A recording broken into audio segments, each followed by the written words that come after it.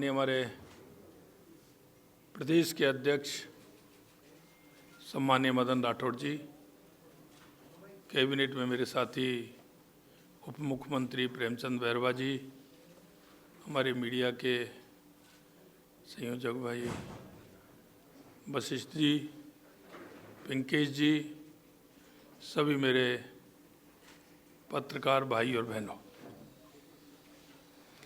आपने देखा होगा एक विषय है जिसमें चाहे दिल्ली में विपक्ष हो चाहे राजस्थान में विपक्ष हो, जो विपक्ष की भूमिका उनको निभानी चाहिए, विपक्ष उस भूमिका को नहीं निभा पा रहा है। और उन्होंने आज आपने देखो अगर जिस मुद्दे को लेकर के वो चल रहे हैं,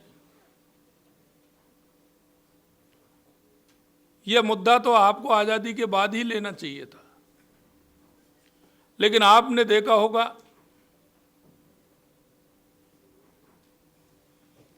हमारे देश के पहले कानून मंत्री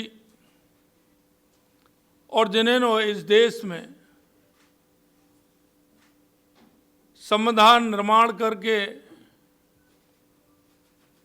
उस अंतिम पंक्ति में बैठे व्यक्ति को कैसे आगे लाया जा सकता है, उसके लिए उन्होंने काम किया। हम बाबा साहब भीमराव अंबेडकर जी, डॉक्टर श्यामा प्रसाद मुखर्जी जी और पंडित दीनदयाल उपाध्याय जी के अंत्योदय को लेकर के हमारी पार्टी और हमारी सरकार उसे लेकर के चलती है। और ये सारी बातें मैं आपको इसलिए कहना चाह रहा हूं कि 2014 के बाद देश के यशस्वी प्रधानमंत्री नरेंद्र मोदी जी ने गरीब कल्याण की परिभाषा बदलने का काम किया है। आपने देखा होगा बाबा साहब के विजन को लेकर के हमेशा हम पार्टी के अंदर या केंद्र में हो या किसी प्रदेश में हो, हमारी सरकारें बाबा साहब के अंत्योदय को लेकर के चलती है। मैं कहना चाहता हूं कि आज कांग्रेस जिस तरह का ढोंग कर रही है,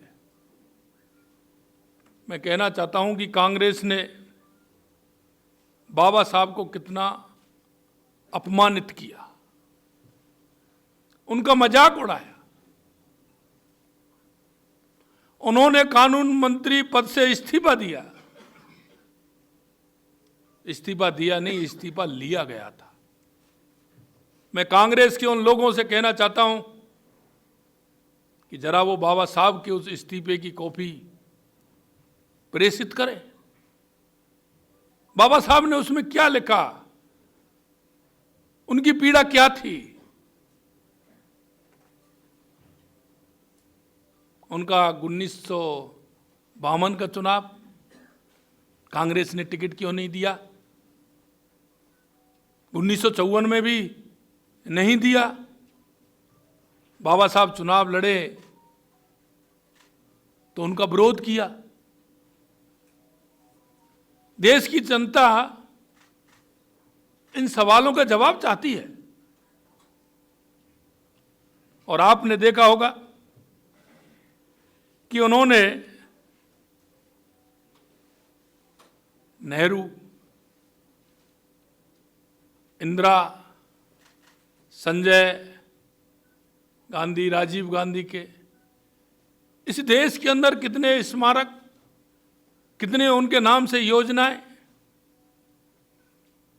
जिन्होंने इस देश को संविधान दिया, इस देश के उत्थान की बात की, आपने उनको क्या दिया, ये जरा अपने गलेबान में झांक करके देखिए। मैं आपके माध्यम से कहना चाहता हूं, मंत्री पद से जो बाबा साहब ने इस्तीफा देने को मजबूर किया, इस्तीफे के बाद सदन में बोलने तक नहीं दिया, क्योंकि सदन सबका है, लेकिन बाबा साहब को बोलने नहीं दिया। मैं कहना चाहता हूं कि उनका जो इस्तीफा था उसको जरा बताएं। बाबा साहब अम्बेडकरी कैबिनेट में ना रहने की खुशी भी जाहिर की थी, जरा वो पत्र तो लोगों को दिखाएं जो नेहरू जी ने एडविना माउंटबेटन को पत्र लिख करके कहा था। भाई ऐसी कौन सी खुशी आपको हुई जो आपने खुशी का इजहार किया? जैसा मैंने कहा 1952 1954 में उपचुनाव में हराया,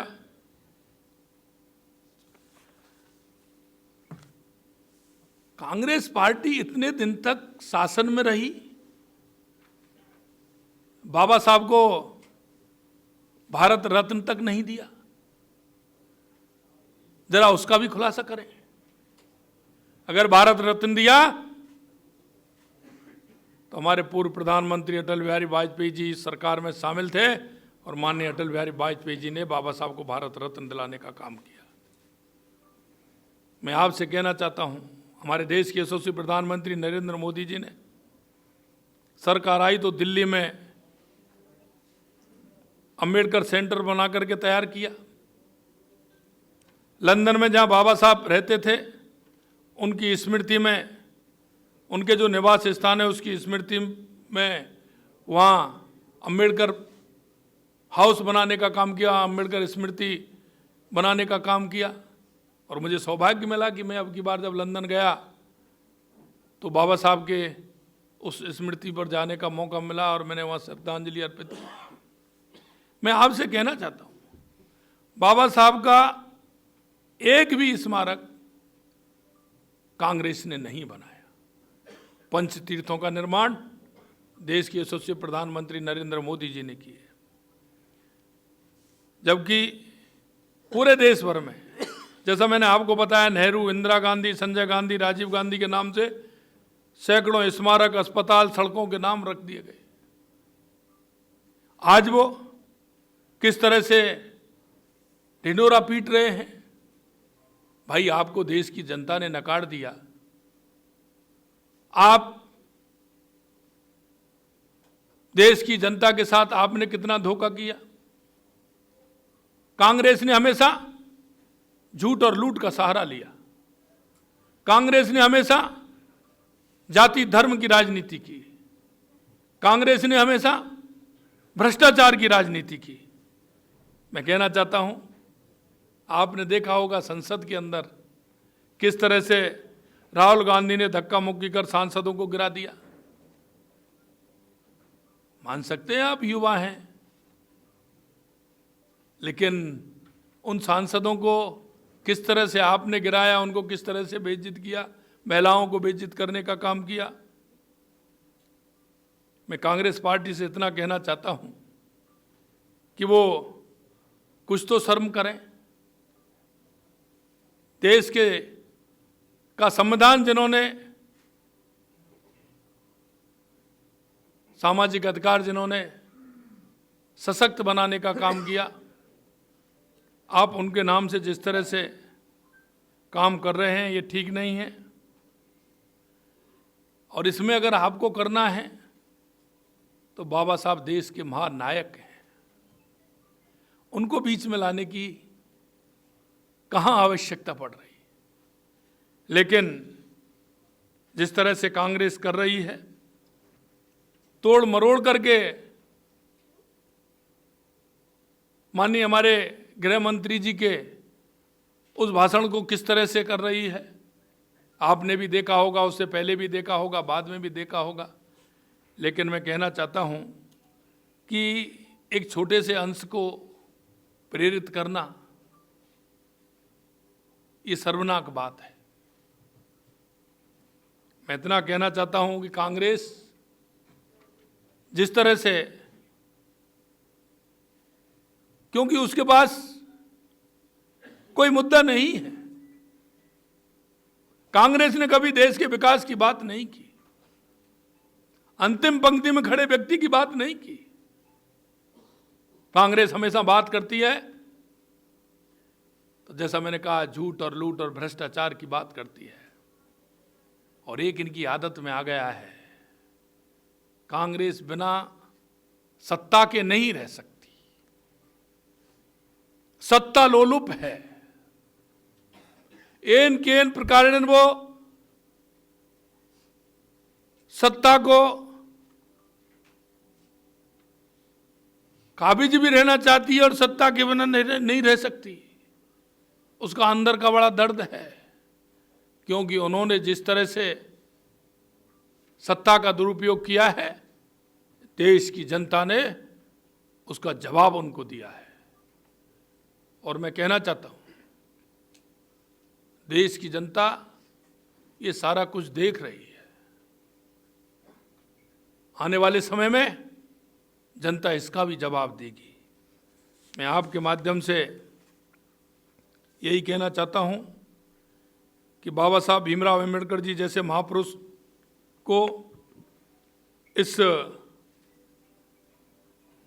तरह से आप जो राजनीतिक के उसमें ला रहे हैं, ये ठीक नहीं है। बाबा साहब हमारे सर्वोच्च हैं, वो हमारे नायक हैं, कहूँ तो महानायक हैं। बाबा साहब ने इस राष्ट्र को दिशा देने का काम किया है। हमारे सामाजिक का जिस तरह से उन्होंने हर व्यक्ति को आगे लाने का काम किया है, निश्चित रूप से मैं उनको नमन करता हूं। और मैं कहना चाहता हूं कि भारतीय जनता पार्टी की सरकार या केंद्र में हो या राज्य में हो, बाबा साहब के बताए हुए रास्ते पर भारतीय जनता पार्टी हमारी चल रही है, और हमेशा गरीब उत्थान, गरीब कल्याण के लिए हमारी सरकारें काम करती हैं। और आपने देखा होगा 1 साल के अंदर लगातार हमारी सरकार ने भी जो हमने कहा था उसके लिए हमारी सरकार ने काम किया है। आज के संदर्भ में मैं आप सभी से इतना ही कहना चाहता हूँ। आप सभी आए, आप सभी को बहुत बहुत धन्यवाद। नमस्कार, राम राम साहब।